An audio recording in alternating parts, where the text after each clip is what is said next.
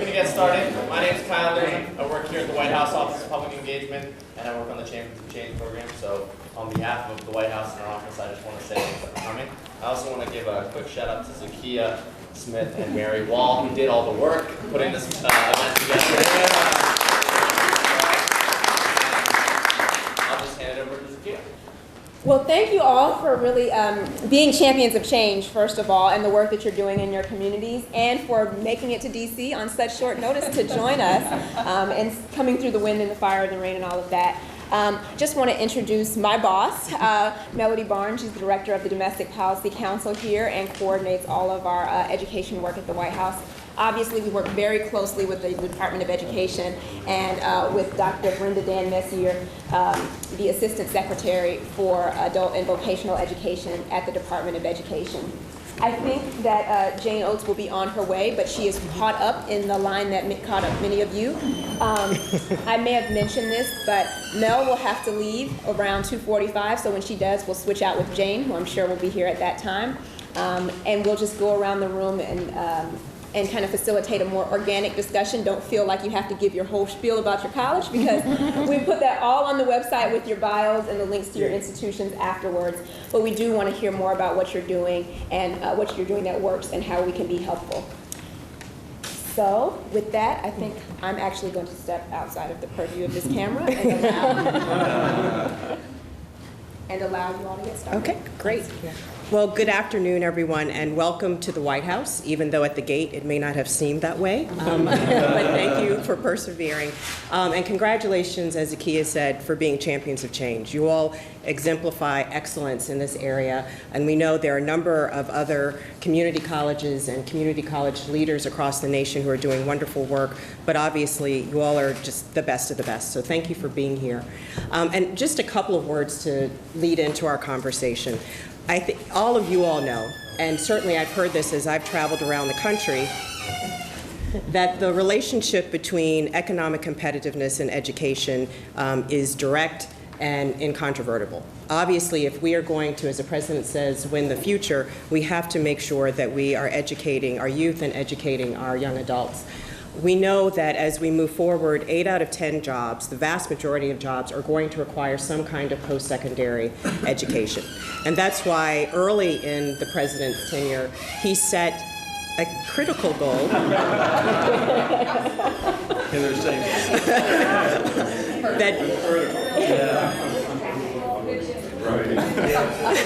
We have a job for somebody to fix the door. Right, I was going to say, clearly. So you just created a job. Right, exactly. One of our goals was not oiling the doors, but it will be.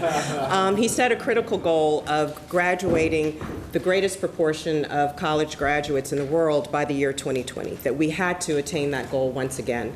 And community colleges are a critical and essential element, as you all, we hope, will be educating an additional 5 million students to help us to reach that goal. And we know that's important so that our students are ready for the jobs of the future. In doing that, we have focused from the very, very beginning. We walked into very difficult economic times, but because community colleges, you all have done so much work, you all have been the places where so many people have gone to improve their skills, to get new skills, so that they're able to compete in this economy. And as a result, we wanted to do our share. And that includes a 15-fold increase in the federal investment in community colleges. It just didn't make sense to us that we weren't supporting the kind of work that you were doing. We also wanted to focus on the fact that through our jobs bill that the president just recently announced, that the kind of work that you're doing requires modernized facilities, so additional resources and funds through the Jobs Act, and also recognizing that your steps towards innovation and making sure that your curriculum was aligning with the kinds of jobs that are available in the regions where you're already working. So those are some of the more recent investments, but we weren't doing that just sitting in a silo. As many of you know, because I've gotten to know some of you over the course of the last few years, you all have gotten to know each other and many of my colleagues, we have considered our collaboration with you to be important. So the work that Dr. Biden has done, the summit that she led, the follow-up regional summits, the virtual convenings with Secretary Duncan have all been critical to informing our work. one of the things that we've been proudest of as a result of those conversations and what we've learned is at the same time that we passed the health care bill, we also passed a large higher education bill, which included $2 billion in resources that go into the community college career and training grant program that Brenda, who's an incredible Assistant Secretary at the Department of Education, and Jane, who will be here shortly, Assistant Secretary at the Department of Labor, have been working with our teams to make sure that that grant program goes in place. And as you know, funds will start to be dispersed from that program at the beginning of the new fiscal year. And that's going to help you continue to do your work as well as your colleagues around the country. So those are just some of the ways that we have been able to work with you over the past 2.5 years, but understand that that's just the beginning of our commitment to align our work with your expertise and with what you're doing around the country. We also know that we couldn't do that alone, as many of you know, and the partnerships that we've had with the Joyce Foundation, with the Lumina Foundation, Bank of America, JP Morgan Chase, and also with the Aspen Institute to start the Aspen Institute Prize. And I know we've got our finalists. We've got our finalists competing for that prize, sitting around this table, but also thinking and doing the intellectual work to support what you're doing and provide additional resources has been critical as well. So I will conclude just by saying this is the beginning of our partnership and our commitment. We are excited about the work that you're doing. You are literally changing the lives of individuals and families, so thank you for that. That's why you are champions of change, and we look forward to this conversation, both Brenda and Jane and I, when she gets here. And now I'd like to start out just by going around the room and having you introduce yourselves so everyone knows who's in the room. But in the course of doing that, if you could give us a sense, I was just talking a little bit about partnerships, but give us a sense of the kind of a partnership that's been really critical to your institution and developing the kind of curriculum that's helping students get jobs, helping them move them towards the jobs of the future. I think that'll be an interesting way to get our conversation started. So why don't I start out to my left? Good afternoon, and certainly thank you for inviting us here and for the designation. My name is Charlene Dukes, and I'm the president of Prince George's Community College in Prince George's County, Maryland. And if I look at one partnership that has been critical for us in Prince George's County and certainly across the state of Maryland, it is something that we have just been able to achieve. And while the whole middle college movement is certainly well known across the country, and there are many institutions here where we visited to get some ideas about how to start one at Prince George's Community College in partnership with the Prince George's County Public Schools, I'm proud to announce that we opened this fall the first ever middle college in the state of Maryland at Prince George's Community College. We admitted our first class of 100 ninth graders. It is known as the Academy of Health Sciences, so the focus will be in the health sciences area. And these young people will graduate with both their high school diploma and their associate degree, and our first graduating class will be the class of 2015. So we're very excited about that. In some ways, we're rather late to that movement, but in other ways, given what we're talking about with K-12 school reform and partnerships, this really has been something that we're very proud of in the state of Maryland. Okay. I'm Jack Friedlander. I'm the acting superintendent president at Santa Barbara City College in Santa Barbara, California. And we have so many different partnerships, but one that's been very long-lasting and evolving is with our major hospital called Cottage Health Systems, where they fund 5 or 6, I think 6 full-time faculty positions in nursing. And through that partnership, we've been able to evolve new programs such as health information technologies, cancer information registry, sonography. But we couldn't provide the level of nursing education at all levels had it not been for them funding 6 faculty positions ongoing for a long period of time. Hi, I'm Bob Templin, president of Northern Virginia Community College, just across the river. A partnership that we have is one that I think would resonate with many around the table. As we know, to meet the president's goal of increasing the number of Americans who achieve a post-secondary credential, we're going to have to reach into populations that have historically not participated in post-secondary education. As we begin to do that, the sad fact is that a majority of those who come to us often are not prepared, don't have the knowledge and skill to do college-level work. And consequently, they often end in our remedial programs. And we have spent a lot of time through programs like Achieving the Dream, learning how to redesign our developmental and remedial programs. But our partnership focuses upon preventing the need for remediation by working with our schools and admitting our students in the 11th grade to a program called Pathway to the Baccalaureate, that we guarantee that students that enter that program, if they do what we say, come to Northern Virginia Community College, or NOVA as we call ourselves, and graduate, we guarantee their admission to a baccalaureate program. We now have 45 high schools and 6,500 kids involved, and they have a rate of success of 90%. These are made up of what we would profile as at-risk students. So these students who have historically not participated have the ability, but often lack the structure and the pathway to be successful. Good afternoon. It's a great honor to be here. I'm Dave Gipp, president at United Tribes Technical College, and we're one of the 37 tribal colleges and universities across the nation. We're in Bismarck, North Dakota, and we serve about 87 different tribes at any one particular time.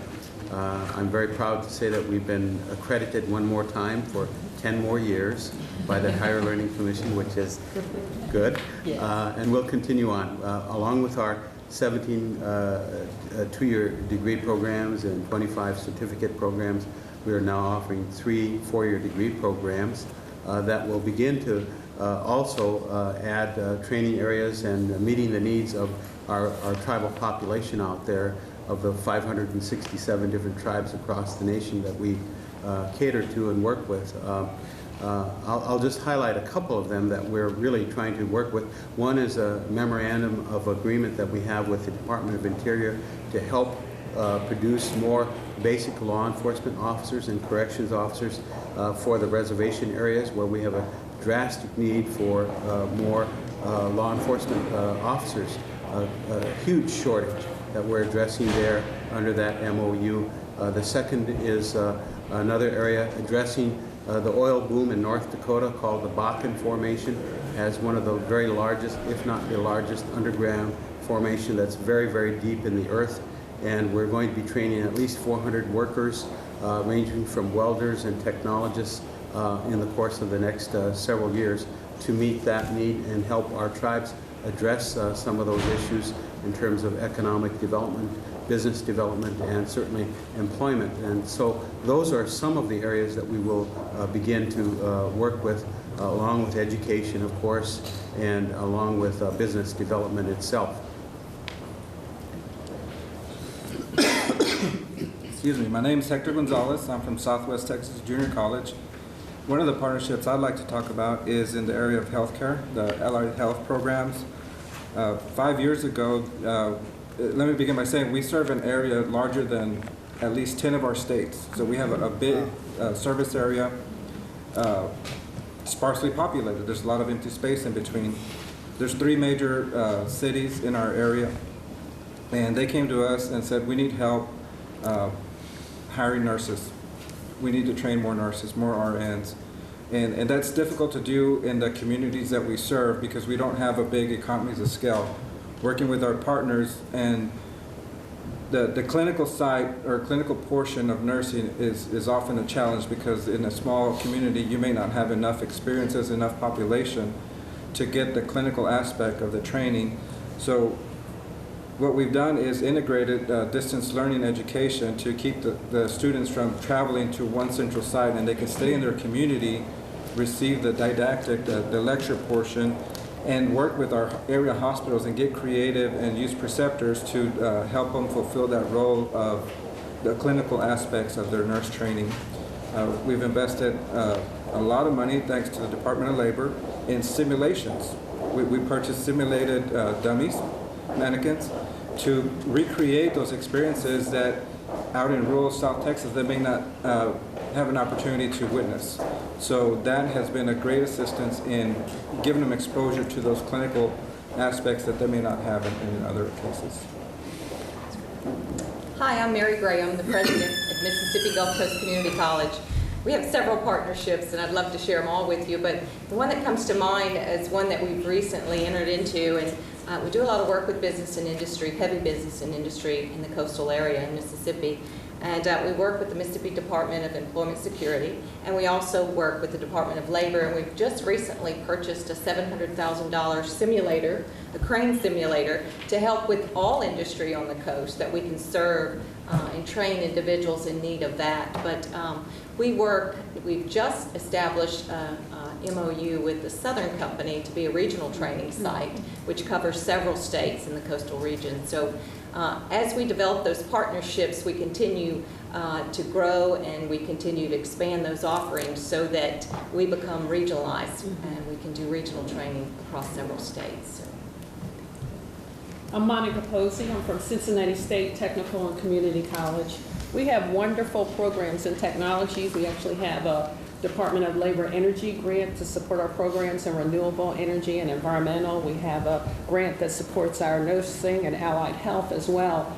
But what we've been working on is that connection from high school to college and to employment. So we're part of the Greater Cincinnati STEM Partnership. And we work with the University of Cincinnati, but also with Cincinnati Public Schools and a range of different school districts, as well as corporations such as Procter & Gamble and General Electric, to bring high school students into college. And we've been able to have a STEM Summer Academy for the last 3 summers where we bring in 50 high school students. These were 11th and 12th graders. We actually bring them in and they take college courses. They receive college credit, about 6 to 9 credits, but they also are totally connected and engaged with STEM careers. And then we help move them into college when they're ready to apply. Some come to our institution, some go to others, but they are ready and their parents are ready, and it's been a wonderful experience for them and the families. That's good. My name is Carol Pereira, and I'm the director of the Tennessee Technology Center, and I'm here today representing all 27 centers across the state of Tennessee. And statewide, our partnerships are varied, just as you would expect, as you would have, but a lot of our partnerships stem from working with our workforce investment boards, and that is huge in our state because not only do they help us start classes, help to keep us up to date on the needs of the business and industry, but just it's that good partnership that they can help us and we can help them by supplying good employees for the people that they're working with as well.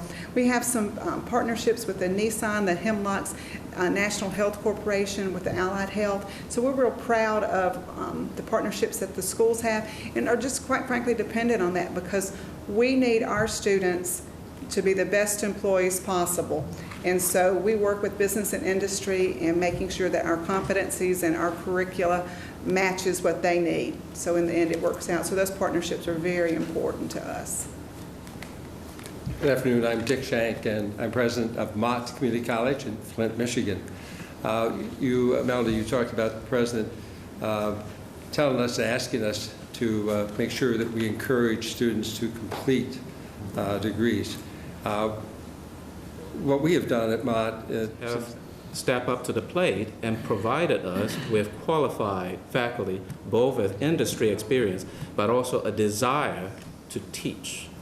And so we have the best of both worlds. And so our ties with the business communities have been extremely tight. Our economic development division have done a wonderful job not only connecting with them, our academic side also done a wonderful job connecting with them. And of course, down the road, the students that we provide to them also need recertification, need continuing education. And guess what? We are the logical choice for them to come. So it's not just getting our student in the door, getting them graduated, getting them a job, but we see ourselves as also playing a part in their career planning and development. So we're extremely proud of that.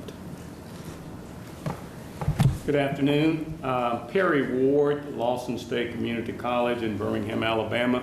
I bring you greetings from the state of Alabama and certainly want to thank the White House for this honor and the opportunity to share with you what we're doing in Alabama at Lawson State Community College. And as I've said here this afternoon and listened to many of you around the table, we're doing many of the same similar things with dual enrollment programs, career pathway programs, and there's something very special about community colleges. I've had the opportunity during my career to serve public university or private university and K-12 and two-year colleges. And I will say to you that there's nothing better than two-year colleges. It makes America work, and it makes Alabama special. We're doing a number of things, but the one I want to just quickly highlight this afternoon that's really our flagship at Lawson State is about 5 years ago, we kind of repackaged ourselves and initiated what's called the Alabama Center for Automotive Excellence. And with the Alabama Center of Automotive Excellence, more opportunities than we even imagined when we pulled it together. But about 10 years ago, Mercedes relocated in Alabama. And with Mercedes relocating, so did Hyundai and Honda and a number of other automotive entities. Well, we have grown around that and with that. And what we have now through the Alabama Center for Automotive Excellence that's offered at Lawson State is a program specifically with Toyota. We have the Toyota T10 where we train technicians to go from college directly into Toyota dealerships. We have a relationship and a special program with Ford, the Ford Asset Program, the General Motors ASEP programs, diesel mechanic programs, automotive body repair programs, and students just keep coming into that program. But the beauty of what we've been able to do with that is to grow partnerships out of that relationship, and we're actually training young men and some women for the future of what technology is now, because many of the vehicles we drive oftentimes have 25 to 30 computers on board that we simply never think about. When students then are able to come in and leave the institution really making a difference. But coupled with that, there's also been our move to work in the alternative fuels area. We have established partnerships with Alabama Gas, and we have put a compressed natural gas fueling station on campus so we can get people by and we can train them in the latest techniques. We're working with fleet manager programs to get them in to actually understand. Alabama Power, the statewide power entity, got jealous of Alabama Gas, and they too have put a charging station on campus because GM's coming out, I think, with the Volt, and people have to know how to work on those things, and it has to be understood by the technicians who will repair. So we're doing that on a college level. And the beauty of all of these relationships and these partnerships is that the dealers will provide the vehicles, the tools, the resources to make sure we keep technicians going for industry. People like Alabama Gas and Alabama Power are very interested in those relationships and to make sure that technicians are trained. And just a whole nother avenue that we oftentimes don't think about is the need to train fleet managers and fire departments and police departments about how you respond to a compressed natural gas vehicle. You simply can't show up and put water on it. You can't use the salt to get people out of a crashed hybrid vehicle or compressed natural gas because a spark could ignite an explosion. So there's a huge amount of knowledge that has to be disseminated and shared in the marketplace. And we formed some national partnerships with the National Alternative Fuels Training Program, and we're doing a lot of other things just in the hybrid training area, and we're very, very excited about that. Well, thank you. I am Shockley Zalabat. I am the Chancellor of the University of Colorado at Colorado Springs. And first of all, thanks for everyone for what I'm learning from around the table, but also for this invitation to come here today. I'm really here representing the Southern Colorado Higher Education Consortium, which is a group of 5 community colleges, 4 four-year institutions, and my institution, which is through the doctoral level. We've come together to try to create a system for student success in half of a state that is dominantly rural, with us being the most urban in Colorado Springs of the locations, where the educational outcomes historically have been the lowest in the state, with 1 in 10 age-eligible high school student having any form of post-secondary education. And we've come together as a group of collaborators who try to work very specifically on creating a network system to change those outcomes. We are focusing currently, with a grant from the U.S. Department of Education, on creating a different type of coursework for 30 college credit hours that will go into 309 high schools with regional areas, whether it's the community college or the four-year institutions most closely associated. But those 30 college credit hours will then transfer to any of us or into any of the AA programs in our entire region. All 5 of our AA programs are guaranteed admission into all 5 of our institutions, although we have a range of selectivity in our admissions rate, much as what Sandy was saying about how remarkable that is in terms of helping students see what is possible. We're also forming, across all 10 of us, an access program that will be run by each of the 10 institutions to bring more possibility thinking to our regions, directly tied from financial aid advising all the way through working with our chambers of commerce, others throughout the region who are co-sponsoring. We have come together and we are offering, because of our particular type of institution, degree completion programs in 3 areas, criminal justice, business, and nursing, that are of high employability in an area of high unemployment in our part of the state, so that we now are having the opportunity for young people, and the community colleges are coordinating all of that. We are using Cisco systems, high definition telepresence to teach some technical courses, doing nursing and engineering in advanced areas, which associate's degrees will then, we are even joint appointing faculty between UCCS and community colleges in remote areas which are having trouble getting master's level qualified faculty. So we're actually joint appointing and joint working in actually accreditation processes today as we speak for one of our community colleges. What this then ends up in is a system that goes from an AA in the RN degree at the community college. The BSN is available on all of the community colleges. The MSN is now available at the community colleges cooperating, and we will soon launch next fall the doctorate in nursing practice. So we're going to create a whole system among all of us, and we're very excited about this. We work well together. We care about what we're trying to do. Technology is a key component because of the distances, and a collaborative group of institutions. So I'm pleased to be here. Do you want to introduce yourself as well? Frank Chong. I'm the Deputy Assistant Secretary of Community Colleges, and I'm just beaming with pride because this is what excellence looks like. And as a former community college president, I can't tell you how remarkable each and every one of your institutions do for our students, for our community, and for our country. And I just think I have the best job in the world because I get to represent and advocate on behalf of the people in this room who do on an everyday basis, up close and personal, even with all the difficulties in the economy and the world. They don't complain. They're out there leading, and I think this is leadership in action.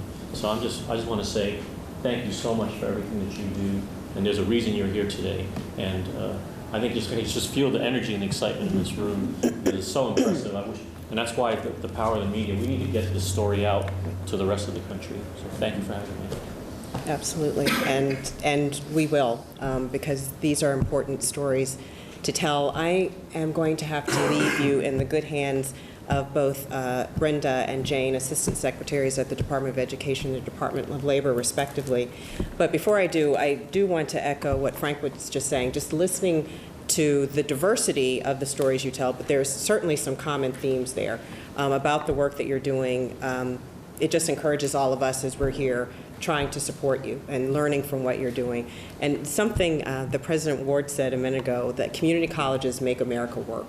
And it made me think of a comment my mother made to me some time ago. She grew up in a tiny town in Virginia near the North Carolina border and left to go to college. And in the town, there were cotton mills and tobacco factories. And when those industries started to dry up, you can imagine the economic turmoil that left in that particular community. And my mom said she always thought, if there had just been a community college there, that could have really turned things around. And several years ago, I remember talking to her on the phone, she said, there is now a new community college in this area. And, it's where she grew up. It's, my grandmother and my aunt and uncles lived there. But Mom had been living in Richmond for decades. But she was so proud of that and so happy for what that would do for the community. And that's what you're doing for your communities and the region and indeed the country, as you're educating workers in these really critical areas. So thank you for what you're doing.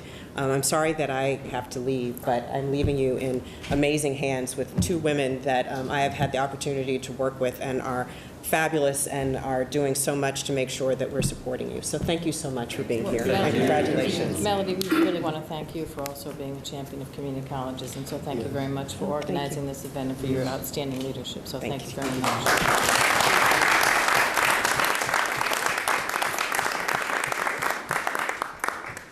So Jane and I have the great honor of really wanting to have a further discussion with all of you, and we're going to ask you some questions. And mind if I take a first crack at it, Jane? No, as long as we recognize the man hiding behind everybody, Dr. Bumpus, who is, let me tell you, our reality check. Well, I don't know why you're not sitting at the table with a big crown on, Why but don't you come on right here? we really, Well, you really represent them well, and it would be remiss of us to let this meeting go without saying you do such a great job of holding, I'll speak for myself, my feet to the fire if I don't say the right things about community colleges. Thank you so much for your friendship and your partnership.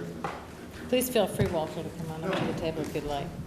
So I'm the Assistant Secretary in the Office of Vocational and Adult Education, and I'd really like to know how many of you are working with your career and technical education institutions in your district, and what are the good?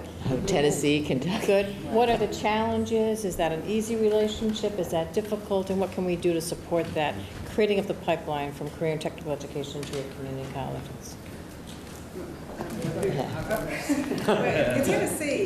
Tennessee is very unique in that the state higher education has the universities. They have 13 community colleges with the Tennessee Board of Regents, and then they have 27 technology centers. And with the technology centers, we specialize in career and technical education and workforce development. And we work very closely with our secondary partners and to make that transition, and then work with our community colleges to get an AS degree in general technology as a partnership. But we're finding more and more technical students from high school finding out about our programs and coming, and they make the best students for us because they've already got the background. So we have a good partnership. We can always make things better, but Sure. Very pleased in Tennessee with the partnership we have with our secondary. Great, thank you. We've got a unique one. We have just provided a lease to the regional high schools to build a skill center on our campus. And we're at the table in terms of articulation and planning, so the high school students will have many more pathways in workforce preparation programs, which will articulate right in to college level. At Cincinnati State, we've worked very closely with the Great Oaks campuses. And we started with a large project, and the challenge is that it takes so much time to build these partnerships, but with the support from the community and other sources, it works. So basically, Great Oaks had a very large practical nursing certificate, but it was non-credit. So we transitioned that into a credit certificate, and it's the Cincinnati State Great Oaks Practical Nursing Program. It's at the 4 Great Oaks campuses, but it's Cincinnati State facility now, a shared facility. Their instructors became our faculty. And now we're working to make sure that everything those students complete will transition into the RN program. because we don't want them to have the credit, but then they have to start all over again if they want the associate degree. So it's really a 1+1 program. We're looking at working with Warren County and Butler Career Tech, similar thing, 1+1, various programs. But the challenge is the work. I mean, it really takes extra administrative and faculty time. Thank you. Okay, Yes, Barbara, yes. yes.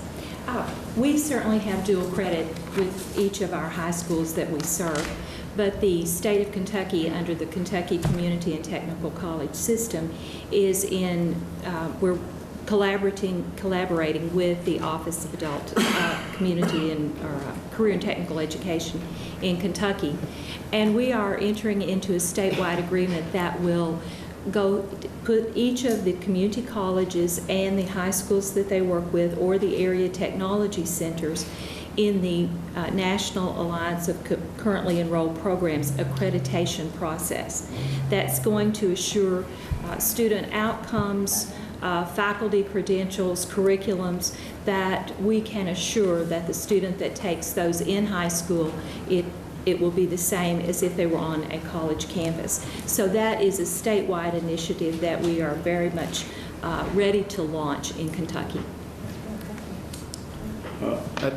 Go ahead, sir, please. No, you go ahead. For me, let me take it a little different direction. I think we have many more opportunity to make sure that our young people understand that career technical education is a very viable track for them.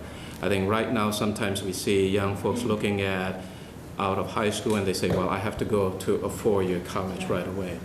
And I think for us, we need to continue to emphasize that career technical education is not an end. It allows them to go on beyond that. So I think we have many more opportunity to emphasize that to our young people, that it is one very viable option beyond high school. And I support that in Alabama, much as in Tennessee, the relationship is working pretty good. We have a statewide articulation agreement already in place for K-12 to the two-year college, and then from two-year college on to 4 years. So we've kind of gotten out of some of the agony of transferring from a 2-year into a 4-year. But even beyond that, we do letters of agreement with the local school districts, and we have managed to get 3 school districts to actually bring their students to campus 2 days a week for college credit that they get and they pay for, and the superintendents are very excited about that. In Alabama, they are having at the K-12 level some issues, obviously, around the country with funding. And so trying to do the career technical programs, they're short of instructors and in some cases equipment. And so we've tried to step in and provide the vehicle and the alternative for them through our instructors and through our facilities. And right now we've got 3 school districts that have bought into that, and they're getting their kids out. And we're banking the credit, hoping that when they do finish high school, they'll come on into the community college. Madam Secretary, if I could talk about an unmet need where I think federal attention can make a difference.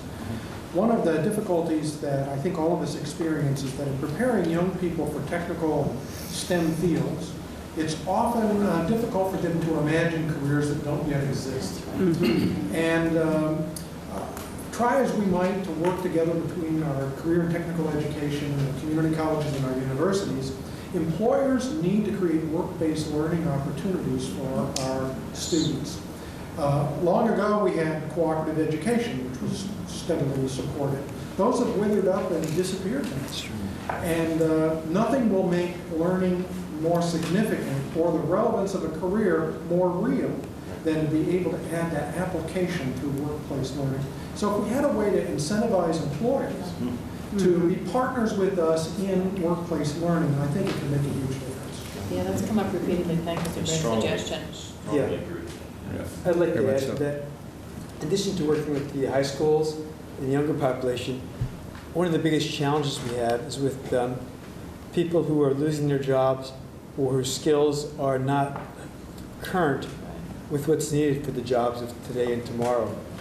And again, it's providing the individual student and the employer with incentives, especially small companies that can't afford to release somebody for the time they need to develop these higher level skills close that match between what is needed now and the skill sets they might have had acquired even 5 years ago.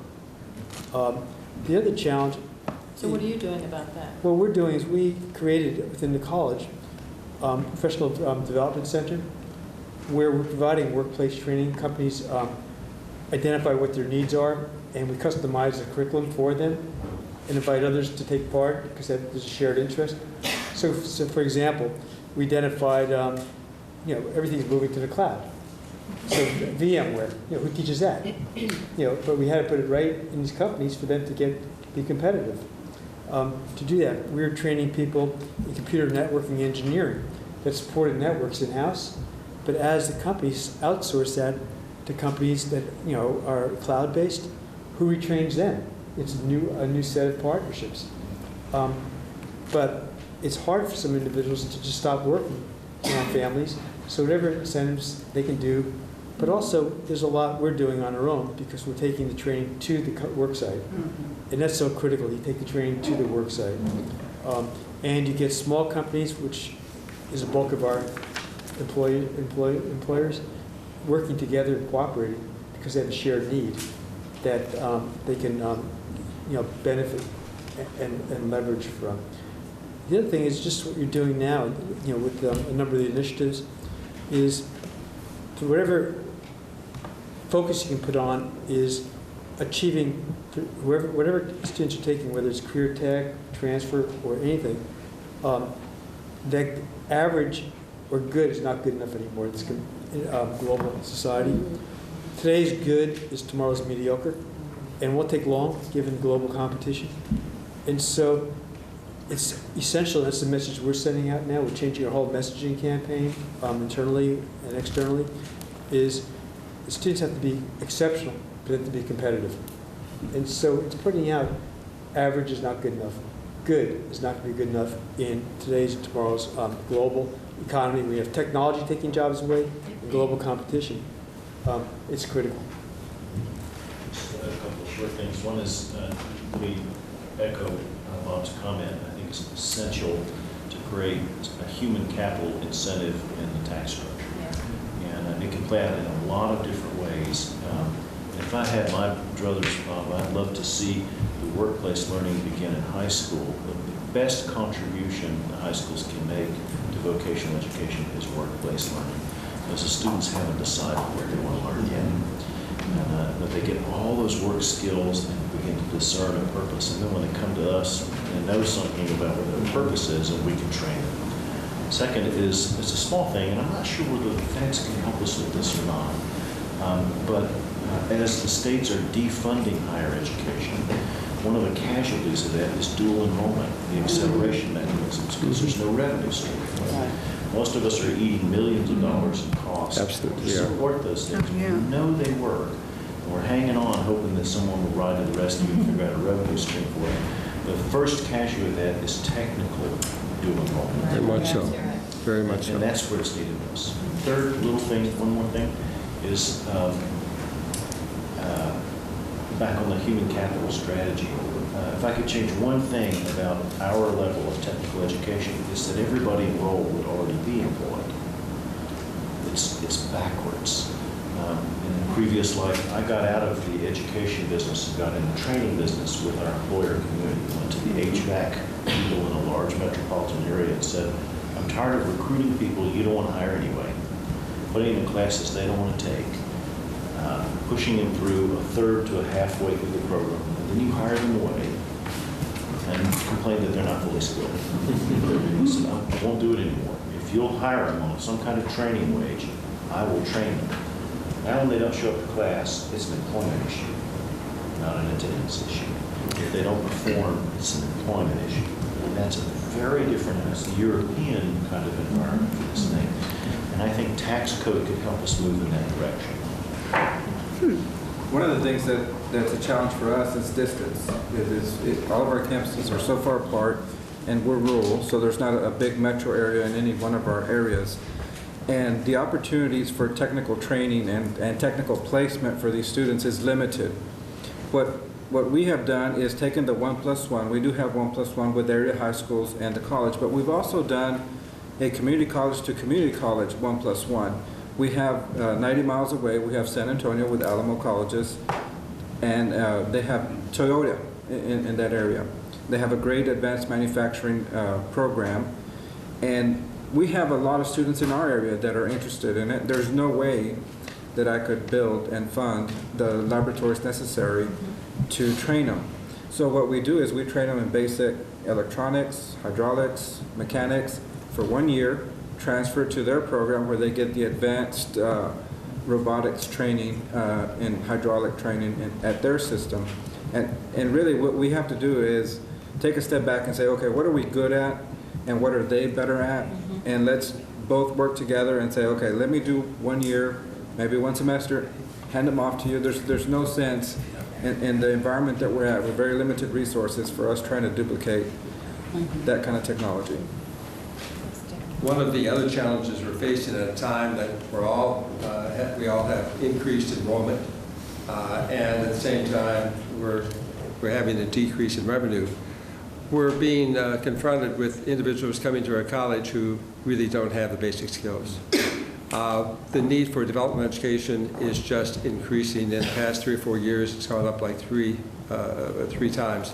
We're finding that those who need just one developmental course is going down, but those who need 3 are going up. And it's individuals of all ages. And we used to think, well, it's not really the K-12 system, but it is.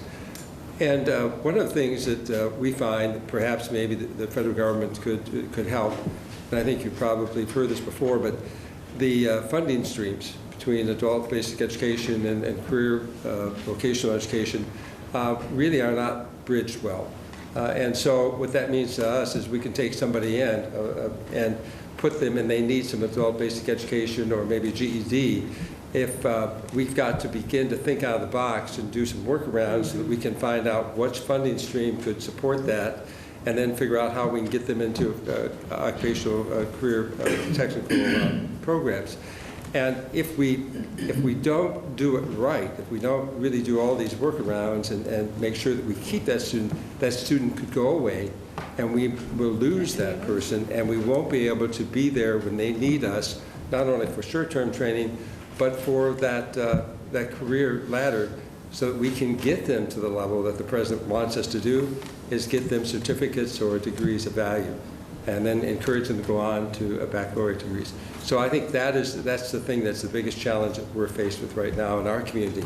In addition to that, the literacy problem within the community itself. Big problem. I've got one other short example I'd like to give. In these tough economic times, we've got to be entrepreneurial and look for alternative revenues. At the same time, Bob, I agree with you in terms of hands-on real work. So we've created enterprises throughout our workforce programs. Our Knowledge and Viticulture program has a 1,200 case production winery on campus. And we sell some of the best wine made in the world right there. We have an automotive dealership on our campus, and we repair hybrid vehicles. We remanufacture them for state agencies. I think we're up to about 60 this year. We have $1 million worth of projects fall quarter in line throughout the college, and in the diesel area and the irrigation water areas and so on. So it's a way of bringing real work experience into the campus, generating some money to upgrade your equipment, and it really raises the confidence and respect of the business community to see that you're practicing what you're preaching. I just want to share with you the Mississippi model is a little different than what I'm hearing here. The career and technical responsibility falls under the responsibility of the community college. We're all one and the same, and so you choose the degree level that you choose on the career side, the technical side, or the academic side, and all can be articulated to the next level depending on your completion of those degrees. Our challenge is, and we've made great progress, is that we become the pre-employment training unit for all business and industry, that they don't hire anybody unless they come through our training programs. And we've made wonderful progress with many of the industries on the coast, certainly in the nursing area, in the fuel area with Chevron. They come through our programs before they ever apply at those industries. So we become their training arm. And so that validates what we do and ensures competent employee who has the skill sets they need to be successful. And another great partnership with the WIN system, the WIN Absolutely, centers. the WIN Just like Center. you guys in Tennessee, just like Cincinnati, just like Kentucky, you know, you guys have, it's almost seamless when you go to one of your sites to know who works for the college and who works for the public workforce system. You really have gotten it down. And you've put it to the test in not only the oil spill, but Katrina before that. I'm going to speak a little bit outside of the state systems because, as you know, with some exceptions, almost all of our 37 tribal colleges and universities are not part of the state systems. We're different kinds of animals. The states consider us private, and the federal government considers us tribal, and anyhow, we're kind of an odd piece in the whole makeup. Yet we work very closely with the state systems, I have to say, for the most part. With some exceptions. But really, for us, the three main agencies that we deal with are obviously the Department of Education, Department of Labor, and the Department of Interior's Bureau of Indian Affairs. And I think it's very important for those three agencies, among others, there are others, but those three for sure as lead agencies to develop a stronger interaction and perhaps even an MOU that relates to Indian country and relates to the issues of training and education, because those are our three major sources, both for things like everything from scholarships to loans to institutional kinds of investment in things like tribal colleges or even tribal government institutes that are training in nature. And so it's very important to look at that and how we deal with that population. We are doing work from our end among the tribal colleges on how we will continue to educate the 68,000 or more students that are growing in our systems and begin to address certificate, 2-year, 4-year, and ultimately graduate level kinds of programs. That's what we're doing at United Tribes. And so that interfacing, I think, is going to be very, very important. I just left a conference with the National Science Foundation, and they too are very, very critical to the science math areas as we build an infrastructure. And so looking at how we develop that infrastructure is going to be very, very critical. Certainly the immediate needs, I mean, in our case, we're responding to what we call the oil patch in North Dakota in terms of how we will develop and train people for that area. We're also looking at water and doing some things with respect to energy and that sort of thing. The allied health fields are another key and critical area. But I think that it's very important to get a picture of kind of an overall picture of how that's going to work and how we can move that population up and forward, because 51% of our population is now under the age of 25. And when you start looking at some of the different Indian reservations, Umatilla, for example, it's probably 51% or better that are now under the age of 18. So the challenge for us is to provide that good quality technical training as an outset for them, and then begin to look at how they grow up through the system of post-secondary development. Thank you. Let me piggyback on what Dick was saying about GED. We serve 600 to 700 folks in our district. Budget is tight, but for every of the graduates from the GED program, we offer them a free 3-credit course. For us, it's very important. It's not just for them to finish GED, but to entice them to try, because some of them, they don't think that they can make it, and especially some of them with lots of remedial and developmental ed requirements. But they have worked with us, they trust us, and we say, come and do more. For us, we see the upside, tremendous upside. Number one, sometimes it means the breaking of the cycle of poverty. But most importantly, we are contributing to sustaining communities. When we talk about jobs, we're talking about having people qualify for them, moving people beyond GED, and giving them a reason to stay. That 3-credit class is just giving them a reason to stay. And it's amazing what that does. So even though budget is tight, we don't see it as a cost. We see it as investing in human capital in our communities. And I think that's the beauty for me of community colleges. I mean, a comprehensive nature. You do the college transfer, you do the career technical, you do the vocational, we do adult ed, GED, and we're in Birmingham, we're in an urban area. probably a 65% African-American, growing Hispanic population. So we do have our issues with literacy and poverty, obviously. And so working with the GED students and those who would be in that area, moving them to get their equivalency and then into the community college is just an absolute essential. I mean, it's just significant. If America's going to move, if Alabama's going to move, we've got to deal with the literacy issues in this country. Yep. I can't lose this opportunity because, you know, in 10 days we begin a new fiscal year.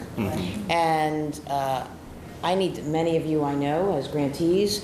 Many of you have welcomed me on your campuses, and those that haven't, shame on you. No.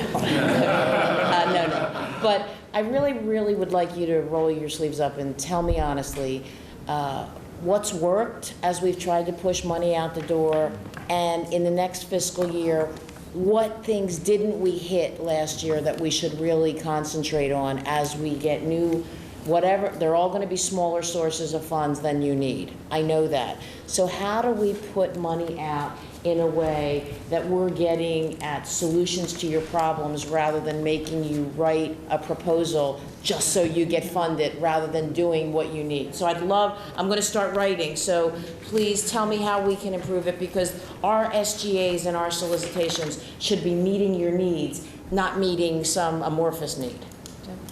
One thing that worked was, I think it was part of the community's package that came through DOL, at least in South Dakota, and that was taking WIA recipients and funding, retraining, getting them into, and it kind of tags along what you were just saying. You've got to give them an experience where they're successful. A lot of those people that were laid off were in their 40s and 50s. They weren't sharp high school students, and they're thinking this is never going to work. And they were funding specific training packages to get them into industries where there were needs, but it built that confidence. And that doesn't take huge amounts of money sometimes, but it targeted people who are long-term unemployed people, and then steering them, not letting them just take anything. They have to be taking something where there is a job outcome, where there's a need. And you saw that in the president's package, that everything's going to be, if whatever Congress chooses to pass in it, will be targeted to people who are long-term unemployed, 26 weeks or longer. It's critical. On that, I think it's important that, given the targeted audience, that you might think a little longer term than a short-term training, because you're dealing with changes in life habits and learning. They need more time, and you can keep on supporting them if they stay on track. But 6 months is not going to do the trick. Those jobs will go away, and given the life-changing skills that we have to provide. So a longer stream of thinking. So tell me, I mean, or think about it and get back to me later what you mean by that, because all of our grants since 2009 have said have to lead to an industry-recognized credential or a pathway toward a degree. So tell me, is that not getting at the longer term? Are your local areas still only sending you people for 6 months? Courses? All of the funds, whether it be WIA, whether adult-based education, TANF, TAA, whatever, they need to be aligned so we can take the person from where they're at and take them to where we all want them to go, and that's completion. But right now, it is, you have to be creative and try to work in this particular grant or funding source, and then maybe you can fit them over here, or maybe we can fit them in some of the state funding sources. But we're having to really be creative, but we would like to have aligned and bridge all of those funding sources so that we can take the person from beginning to the end and over a period of time as well. I'm not quite sure how to, that's the problem is we all agree on the term alignment, and we think that there's flexibility in all of our laws for the local areas to do that. But, so because you just said WIA, formula, grant funds, and TAA, in my mind, a local area could align all three of those. I won't speak for Brenda's funding streams, but we're always working to do that. So it would be really helpful when you get home if Absolutely. you could just shoot me some specific examples, because it may We'll be do that. I need to expand the horizon of your local workforce board We'll do that. to say that that, you know, TAA is 18 months, fully funded, from shoes to helmets and everything in between. Which is wonderful. You know? Which is great. Very It's only one helpful. segment. It's only one segment. Please God, the Senate's voting on it as we speak. I'm a little sweaty here, yeah. But it's only one target audience. Yeah, no, that's right. a big audience for you, and unfortunately in Flint, you know. But If I may, I think that one of the challenges that we face at times is that we have to go through different spheres in order to be able to connect, in order to get funding. At times we have to go through certain boards and certain local groupings that are filtering in terms of the direct link and opportunity to the funding, and that at times does become a challenge. I think if there will be a mode in which you could facilitate the process so that there will be a more direct pipeline to the federal government instead of going through the different levels that we have, it's something that... ask me an easy question. Well, you wanted feedback. Become the experts in how to sort of manipulate all of these funds so that it helps an individual. And what we really want to do is do what we're good at, which is providing the training and knowing that someone is there making sure that they hit that person at every point and can certainly serve them with the resources that are out there. So I just need to... This may be difficult to do, but I know with filtering sometimes means a lot of other things, and it does not always land where we want it to land. And if it's got certain RFPs involved, it's difficult to write for that. But if it were possible, as I understand the stimulus funds, we were able to, we had more latitude to do some things with that. Yes. If somehow we could create some dollars that would be like stimulus, that we would do training. The same mechanism. The same mechanism where it would come to the institutions and we can make it work, and you could develop the parameters by which we can make some things happen to get people in, to train so many based on that amount of money. It wouldn't have to go anywhere else, but it could be training in our own local communities that we could work around. But we're never going to have enough money to give 1,100 community colleges, even $1. You know what I mean? For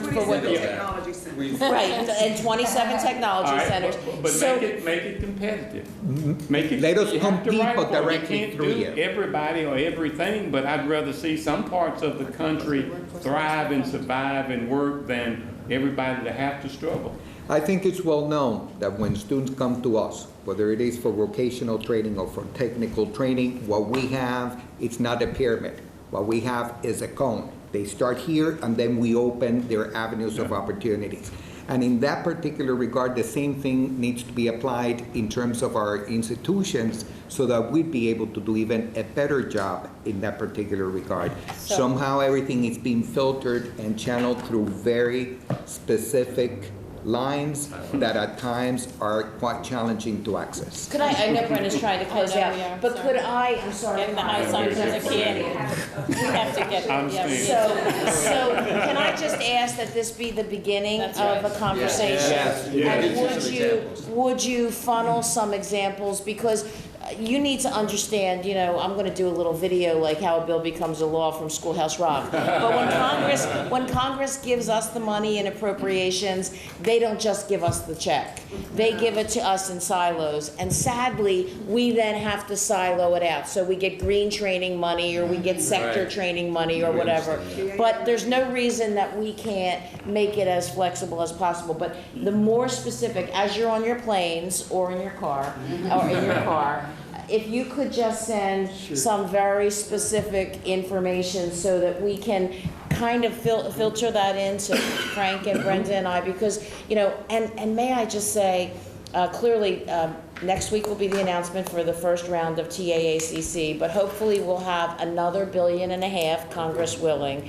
Please use that money as bait on a hook to get some of those people who make you jump through hoops. Go to them with the money and say, how do you want to write it? Because it may be the only time in my lifetime that you have $1.5 billion as a sector, thanks to the president and to the last Congress. You know, so use that as a conversation starter, because you don't have to ask for it. You're basically saying, we have the pen on this. What can we do for you? And then maybe it'll buy you some goodwill when you have to go to them.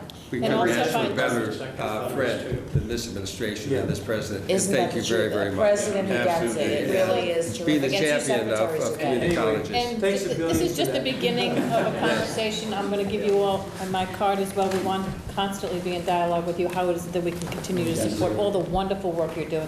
Thank you for all the work you're doing.